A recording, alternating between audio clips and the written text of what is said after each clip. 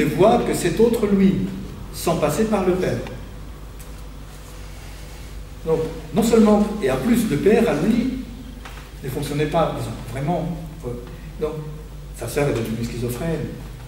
Et c'est que pas simplement le rejet du père, directement, mais aussi le rejet du père en passant par le rejet de la mère.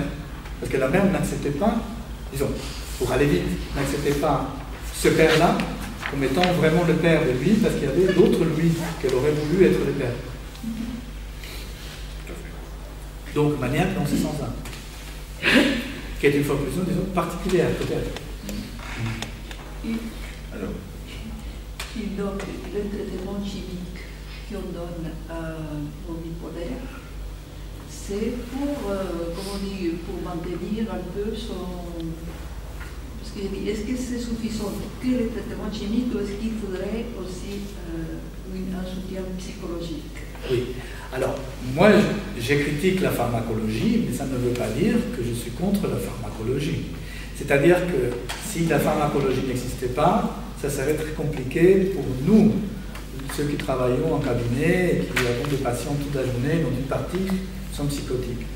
Je ne peux pas travailler avec quelqu'un qui est trop agité, trop angoissé, qui peut casser les bureaux, qui peut se faire du mal, qui peut faire du mal. Donc je travaille avec des psychiatres, je les appelle, etc. Quand quelqu'un veut se suicider, et il faut bien l'attraper. Si à un moment donné quelqu'un va sauter par un pont, une fenêtre, on peut l'attraper. Et après, on peut étudier comment mieux l'attraper. Est-ce qu'il faut fermer la fenêtre? Est-ce qu'il faut avoir plus de force dans les bras? Il faut le tirer par les vêtements? Je n'en sais rien. Ça, ce sont les médicaments. Ça l'empêche. Et donc, il faut bien que ça l'empêche, parce que... Mais... Je parle de ces lithium. Oui. Alors, si le lithium, ça dépend des crises. C'est-à-dire qu'on dit, n'est-ce pas, qu'on peut travailler plus facilement avec les PMD en intervalle lucide, en intervalle libre. Et que donc, en grande dépression... Il faut savoir une chose, c'est qu'il faut s'habituer quand on travaille avec ce type de populations, mais je ne travaille pas que avec ça, mais une bonne partie, c'est qu'il faut accepter d'être frustré, souvent. Ils vous laissent tomber, ils ne vous donnent même pas de nouvelles. Ils vous disent qu'ils vont se suicider et c'est à cause de vous. Et donc, il ne faut pas bouger, il faut être ferme, laisser partir. Et ils reviennent, parfois il y a des patients qui reviennent, en plusieurs années, ils viennent 7 fois, 8 fois. Ils vous laissent tomber tout d'un coup, ils ne vous parlent plus, n'est-ce pas? Mais il faut accepter ça. Et après, et ça, pendant ce temps-là, il y a un travail qui s'est fait quand même. Donc il faut accepter, disons, pas subir ou souffrir cette frustration, mais accepter que ça peut exister, que il ne s'agit pas de souffrir de cette frustration, mais elle peut exister, les éléments, ils sont là. Donc, après, vous pouvez avoir des patients qui, au fur et à mesure, vont diminuer les antipsychotiques. Ça m'arrive, ça arrive. Donc, j'ai avec des patients qu'on arrive à diminuer. Mais ça, on ne peut pas les calculer. On ne peut pas, vous voyez, les prévoir. Mais, donc, enfin, j'envoie pour des médicaments, je dis voilà, ça serait peut-être mieux là, un peu de médicaments, vous contactez un médecin, je peux vous donner un numéro, ou alors vous allez chercher votre médecin ou psychiatre pour les médicaments. Mais, vous voyez, c'est à l'envers, c'est-à-dire que les médicaments viennent à être un auxiliaire du travail que nous faisons, non pas le contraire. Non, mais je parle de ça parce que je suis un professeur, mais j'ai un frère. Comment? J'ai un frère qui est bipolaire. Oui. Donc, il ne donne pas que les lithium, sinon plein de trucs, mais ils ne font pas de thérapie, ils ne font pas composer. C'était comme quelque chose organique presque. C'est ça, c'est ça. Alors moi, je travaille avec mes patients, je n'appelle jamais ça bipolaire. C'est toujours maniaco-dépressif. Parce que je pense qu'il ne faut pas céder sur le mot, parce que c'est une bipolarité, c'est pas, il peut y avoir une bipolarité aussi, anorexie boulimie, pourquoi pas, il y en a d'autres.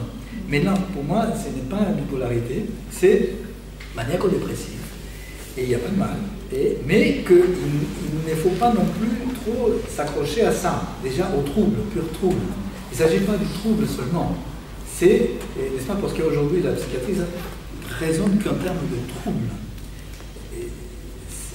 Alors qu'il y a une histoire du sujet à côté qui est très importante. Ça produit des troubles. Oui, c'est vrai que ça produit des troubles. Que ça produit des troubles qui sont bi- ou tripolaires ou transpolaires. On peut être bi, on peut être trans, on peut être plein de choses. Mais c'est que c'est aussi dans la mode d'aujourd'hui. Et puis si on modifie les vocabulaires, si on cède, comme disait Freud à une époque, si on cède sur les vocabulaires, après il faut céder sur les autres choses. Hein? Quand Freud parlait de la sexualité chez l'enfant, il disait ça. J'ai cru comprendre dans votre exposé que vous considériez la manie comme au cœur de la psychose maniaco-dépressive. Je ne me suis pas trompée? C'est ça. Bon. Moi, je me souviens d'avoir appris il y a longtemps que la manie était considérée comme la partie défensive contre la mélancolie. Enfin, qu'en est-il? Oui, voilà. Oui, voilà, parce que ça vient aussi des travaux des post-freudiens, et ça vient même des travaux. Déjà, chez Freud, il y a cette idée que la manie est plus importante, mais ça, il faut la travailler quand même. C'est pas si évident que ça. Mais vous avez Abraham ou d'autres, Mélanie Klein, par exemple, disent voilà, qu'elle parle de la position dépressive.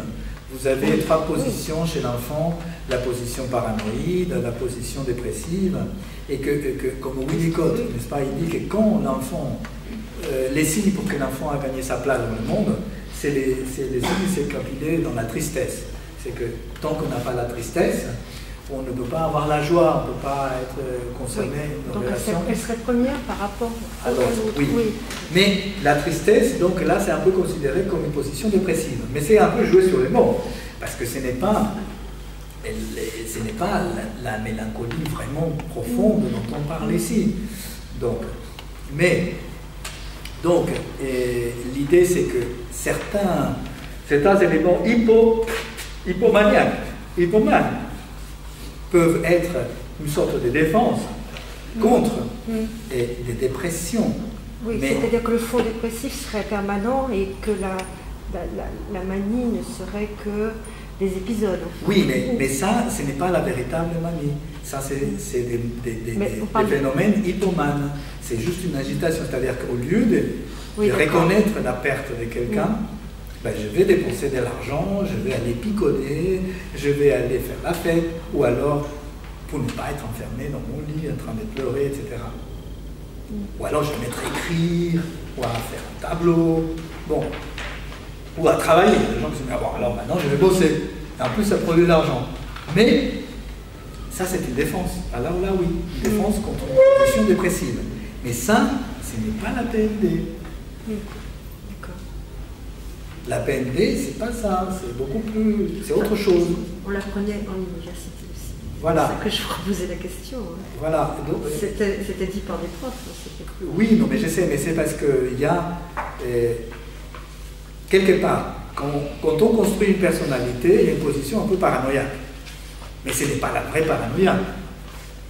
C'est-à-dire, à partir du moment où je me considère moi étant comme je suis, et que je suis différent des autres, et qu'il faut que je me méfie un peu des autres. Ça, c'est une certaine paranoïa, mais c'est une position un peu parano. Ou les jalousies, l'envie, n'est-ce pas, le fait de pousser un peu le frère, la sœur pour venir à la place. Bon, c'est une sorte de paranoïa, mais c'est une paranoïa, disons, constitutive de la personnalité. Ce n'est pas la véritable paranoïa. Donc quand on est entre deux choses, ou qu'on est, comme on dit, un peu schizo, ou comme on dit en français, c'est délirant, ou comme on dit en espagnol, c'est hallucinant, n'est-ce pas? Ce n'est pas la véritable hallucination, mais la véritable psychose délirante. Ce sont des jeux de mots, mais c'est pas... Ça ressemble à, mais ce n'est pas ça. Si quelqu'un, dans un contexte, disons, entre guillemets, normal, se méfie de quelqu'un d'autre, si un homme politique, par exemple, se méfie un peu d'un journaliste qui est considéré, qui est de l'autre monde, il dit, voilà, il va me poser une question qui va m'embêter, donc il peut se méfier. Cette méfiance-là, disons, elle n'est pas paranoïaque. Pour revenir à ma question, si vous considérez quelque part que c'est la manie qui est directrice de la psychose maniaco-dépressive, la dépression, pour le coup, quel rôle vient-elle jouer. Enfin, je ne sais pas comment l'exprimer. C'est peut-être pas... La dépression serait, comme dit Kraepelin, une version mélancolique, une version déprimée de la manie. Serait une façon de quelque part, le contraire, de se défendre un peu contre la manie. Ah bon? Alors, elle position de... Bon, alors... C'est l'envers. Oui. Parce que pourquoi? C'est un terme justement purement symptomatique. C'est que si la manie est ce qu'on dit qu'elle est, à savoir que c'est une négativité profonde dans l'acte, c'est qu'il y a quelque chose qui est le sujet qui le pousse à l'acte, mais il essaie de le nier, mais profondément. Il y a quelque chose qui nie profondément. C'est qu'il y a quelque chose dans son histoire qu'il doit nier profondément et qui a à voir avec un acte. Par exemple, bêtement dit, hein, un grand-père qui s'est suicidé, ou un arrière-grand-père, mais ça c'est bêtement dit, hein, pas tout à fait comme ça, mais par exemple, c'est la guerre, Deuxième Guerre mondiale, il y a le père et le fils dans une chambre, il y a un obus qui vient, tombe, dépasse le mur, dépasse l'armoire et tombe sur le père. Le père meurt devant l'enfant. Et c'est impressionnant, c'est à la limite traumatique. Bon, c'est un choc. Mais ce petit-là, il va grandir, il va devenir un homme, il va devenir père à son tour. Devenant père, et il va recréer quelque chose. En plus, il va appeler son fils du même prénom que son père. Et il va voir, et il ne s'agit pas simplement de la nomination, mais toute la relation, même involontaire, automatique, inconsciente qu'il va créer avec son fils, comme étant une réédition, disons, dit bêtement comme ça aussi, de son propre père, ou de la relation avec lui. Et ainsi de suite. Il y a beaucoup de cas aussi où ce qui est très fort, c'est qu'un deuil pathologique à une génération peut se convertir en psychose maniaco-dépressive à une autre génération. Il y a beaucoup de cas, par exemple, je vois, c'est très difficile n'est-ce pas, de vivre un deuil, de perdre quelqu'un. Mais c'est beaucoup plus difficile de perdre, par exemple, c'est beaucoup plus difficile de perdre un parent quand il est jeune. Et quand on est soi-même très jeune. C'est beaucoup plus difficile parce qu'on est beaucoup plus dépendant. Et souvent, je vois que dans ces cas-là, le fils ou la fille qui arrive à l'âge où le parent est décédé, ça fait quand même un truc. Souvent, c'est à ces moments-là qu'il vient consulter, ou à ces moments-là qu'il y a une crise profonde. C'est un peu comme si tout ce qu'il avait à vivre après, c'était... parce que la retraite, elle est ramenée à un âge très, très précoce, là, en l'occurrence. Après ça, c'est la retraite absolue, là, c'est fini. Tout ce qu'il a après, c'est du surplus, c'est un excédent. Ou alors c'est délirant.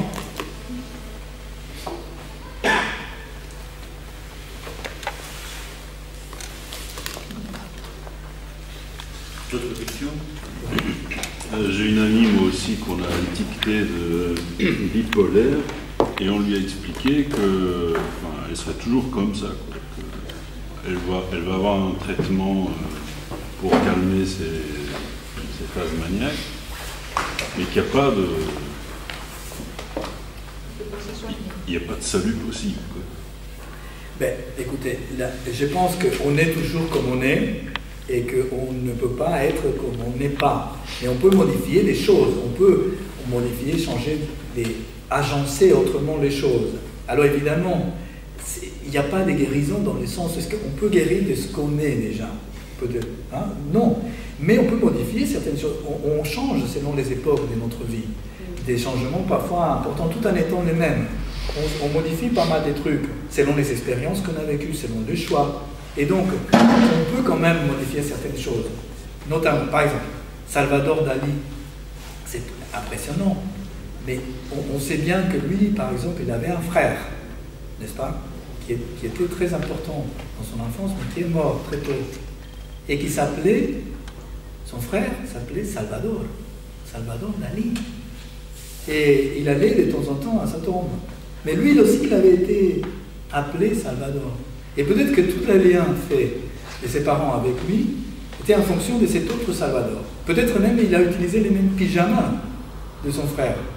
Il a peut-être utilisé les mêmes chaussures, le même lit, etc. Et donc, il y a quelque chose qui s'est cristallisé à un moment donné pour lui, mais qui peut changer après, Si lui, il devient peintre, s'il devient artiste,